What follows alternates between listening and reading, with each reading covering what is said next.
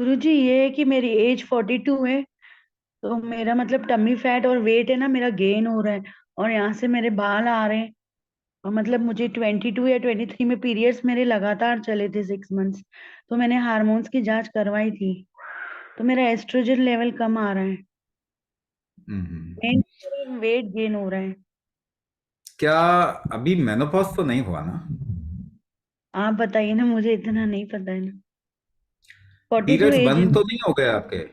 नहीं, आ रहे हैं अभी भी अभी मुझे चालू है पीरियड। ना? हाँ हाँ, मेरे हार्मोन्स ठीक ही। इम्बैलेंस है। नहीं नहीं, ठीक आ रहे हैं पीरियड या फिर गड़बड़ है उनमें? नहीं, अभी नॉर्मल आ रहे हैं। नॉर्मल आ रहा है। हाँ। अच्छा। और मेरा कोलेस्ट्रॉल भी बढ़ा हुआ है। अच्छा, हार्मोन कहाँ से रिलीज होता है आपके बॉडी में, मालूम है आपको? हार्मोन की थैलियां होती हैं आपके शरीर में, है ना? आपको मालूम है पेस्ट की ट्यूब जो होती है, उसमें थोड़ा बचा होता है, तो हम क्या करते हैं, उसको खूब प्रेशर डालते हैं नीचे से ऊपर की तरफ में, तो निकल जाता है ना?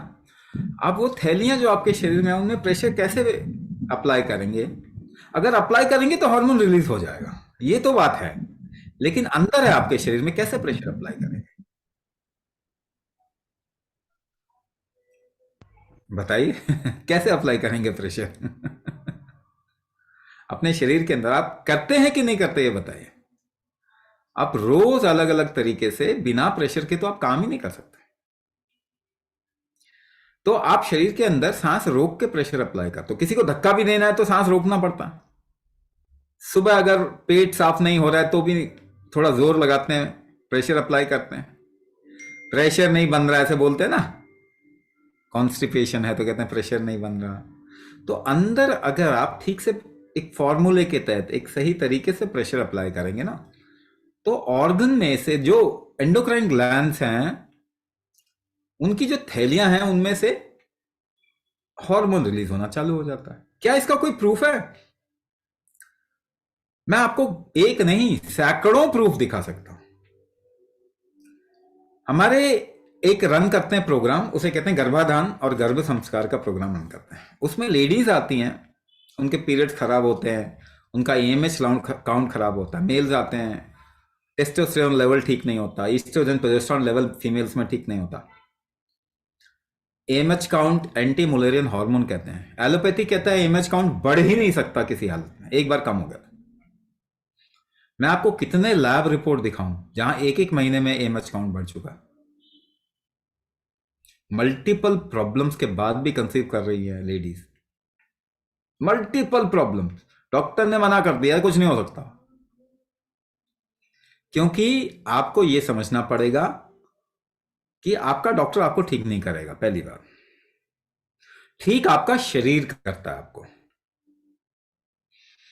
उसकी इम्यूनिटी कितनी है, उसका टॉलरेंस कितना है, ऑर्गन फंक्शन कितना अच्छा है, हार्मोन का फ्लो कितना अच्छा है, ये सब फैक्टर्स आपके शरीर को ठीक करना है। ये आपके शरीर का ही स्ट्रेंथ है।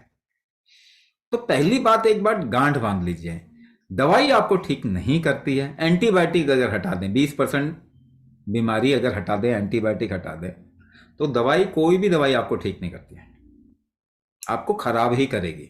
दूसरी बात, टेम्पररी दवाई ले सकते हैं कभी अगर बहुत तकलीफ हो, जैसे दर्द बहुत ही ज्यादा है, तो फिर थोड़े टाइम के लिए टेम्पररी आप कोई पेन किलर ले लीजिए, इस तरीके का टेम्पररी आप लेना चाहिए। Long term medicine, lifestyle disease के लिए मेडिसिन लेना अपनी लाइफ को खराब करने जैसा, मृत्यु को बुलावा देने जैसा है। तो उसके लिए क्या करना पड़ेगा? आप अपने बॉडी के अंदर हार्मोन का फ्लो ठीक करें। कैसे करेंगे? अंदर प्रेशर जनरेट करेंगे सही तरीके से तो ठीक हो जाएगा। कैसे करेंगे अंदर प्रेशर जनरेट? कुंभक से करेंगे, और तो कोई तरीका है? सांस रोक के ही करेंगे, और तो कोई तरीका है?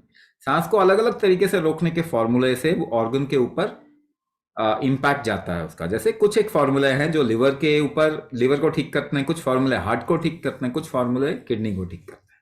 हम ऐसे प्रोग्राम रन कर रहे हैं जहां पे लोगों को कुंभक करके वो अपनी बीमारी से निकल रहे हैं।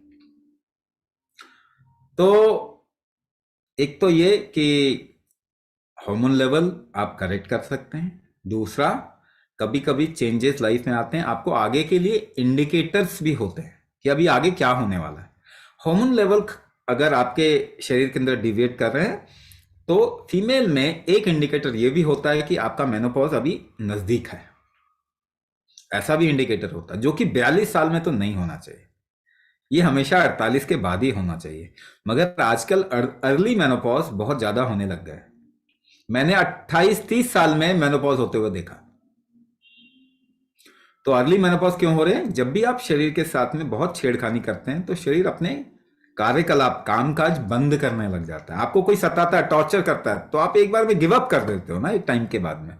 वैसे ही शरीर भी गिव अप कर देता है, तो शरीर अब गिव अप करने लग गया है।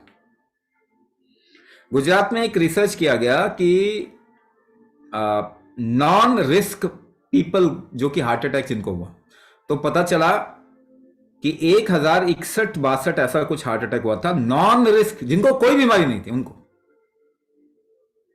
और ये बढ़ रहा है नंबर, क्योंकि बचपन छोटा बच्चा पैदा होते ही उसको हम कितने वैक्सीन देते हैं, वैक्सीन के नाम पर कितने केमिकल बॉम्ब करते हैं उसके शरीर को, 24-25 बार। तो आपको ये देखना पड़ेगा कि हम जो कर रहे हैं क्या सही कर रहे हैं। पहली बात, अगर सही नहीं कर रहे तो अब इसको कैसे सही करना है। तो पहला, अपने बॉडी के स्ट्रेंथ फैक्टर्स बढ़ाइए, धीरे धीरे करके 3 महीने तक कुंभक करके आप अपनी जितनी केमिकल दवाइयां उसको 50% आयुर्वेदिक दवाइयों में कन्वर्ट कर दीजिए, 50% कम कर दीजिए। 6 महीने बाद में पूरा का पूरा नेचुरल मेडिसिन पे आ जाए, केमिकल ना लें।